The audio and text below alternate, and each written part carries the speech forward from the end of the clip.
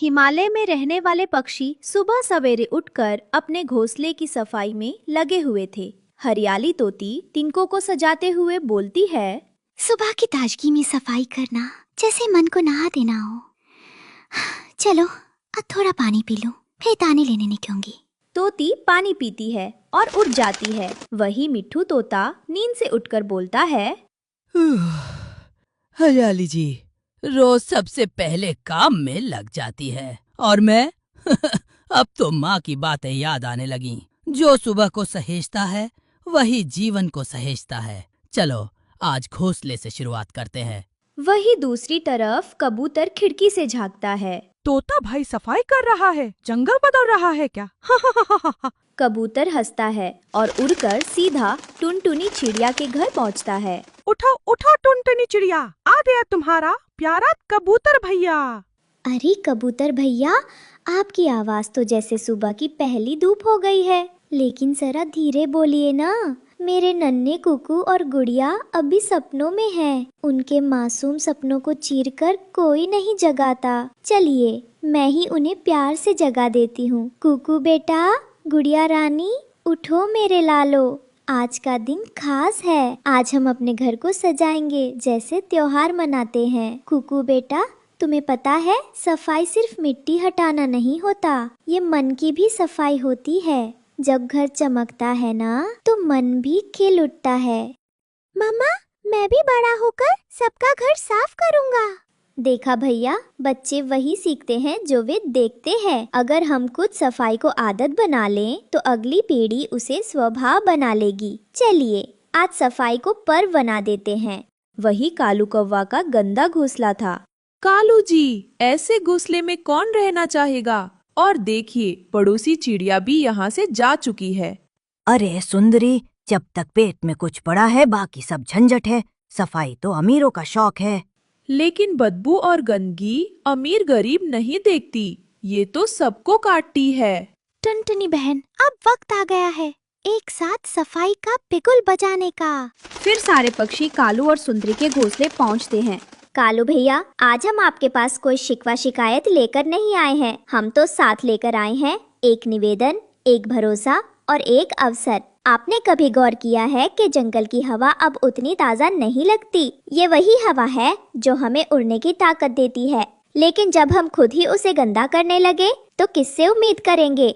सुंदरी का सिर शर्म से झुक जाता है। फिर टुनटुनी सुंदरी की ओर देखकर कहती है, सुंदरी बहन, आप माँ है ना? सोचिए, जिस घोंसले में हम अपने बच्चों को पालते हैं वो अगर गंदगी से भरा हो तो क्या हम चैन से रह पाएंगे? हम सिर्फ अपने लिए नहीं, अपने बच्चों के लिए भी जिम्मेदार हैं। कालू हंसने लगता है, लेकिन टुनटुनी रुकती नहीं।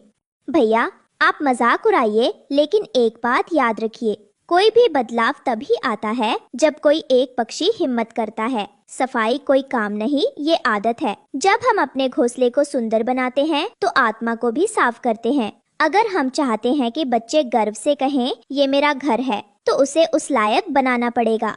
सच कहा टुनटुनी दीदी ने, बदलाव सिर्फ बातों से नहीं काम से आता है। अगले दिन टुनटुनी सभी बच्चों को बुलाती है। जंगल के अन्य पक्षियों के बच्चे भी आते हैं। बुलबुल, छोटा तोता, कबूतरी का बच्चा। बच्चों, आज हम सब एक प्रतियोगिता करेंगे। जो सबसे अच्छा और सबसे सुंदर घोंसला बनाएगा उसे मिलेगा जंगल स्वच्छता पदक। बच्चे खुश होकर चिल्लाते हैं, हाँ, मैं जीतूंगा, मैं अपने पंखों से पोछा लगाऊंगा।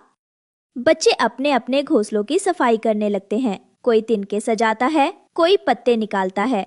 मैं अपने घोंसले में गुलाब की पत्तियां लगाऊंगी ताकि मम्मा को अच्छी खुशबू आए। मैं तो दीवारों पर मिट्टी से फूल बनाऊंगा। टुनटुनी भावुक होकर सब देखती है। उसकी आंखों में चमक आ जाती है। ठीक उसी समय एक पुराना लेकिन समझदार पक्षी उल्लू बाबा ऊपर की शाखा से नीचे उतरता है। बच्चों, ये जो तुम कर रहे हो वो सिर्फ सफाई नहीं, ये संस्कृति है। एक स्वच्छ घोंसला, एक सजी हुई जगह, ये आत्मा को भी सुंदर बनाती है। उल्लू बाबा, आपकी बातों में हमेशा कोई गहरी रोशनी होती है। याद रखो, अगर तुम्हारा घोंसला गंदा है तो वहाँ कोई सुख टिक नहीं सकता, लेकिन अगर वह स्वच्छ है तो वहाँ हमेशा शांति, प्रेम और सच्चाई रहेगी। फिर कोई भी पक्षी कौवों से कोई बात नहीं करता। अब तो खाना भी कोई नहीं दे रहा और बच्चों के लिए भी कुछ नहीं। कालू जी, आप ही कुछ कीजिए। हाँ, शायद हमने खुद को जंगल से काट लिया। चलो, आज हम शुरुआत करते हैं।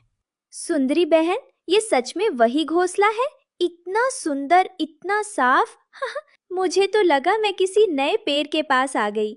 दीदी, आपकी बातें जैसे मेरे दिल में उतर गई थी। हमें समझ नहीं आया था कि गंदगी सिर्फ मिट्टी में नहीं होती, वो व्यवहार में भी होती है।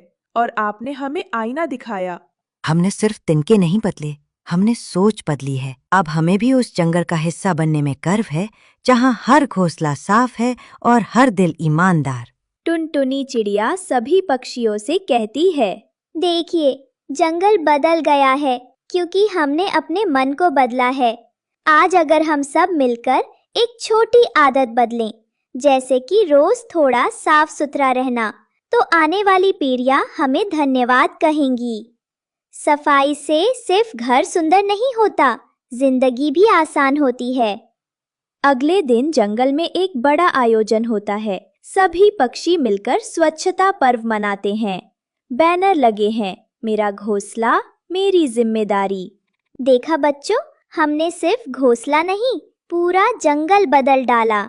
जब हम अपने मन से गंदगी निकाल देते हैं, तो चारों ओर सिर्फ उजास ही उजास फैलता है। हाँ मम्मा, और अब तो हमारा सपना है कि हम हर साल स्वच्छता पर्व मनाएं।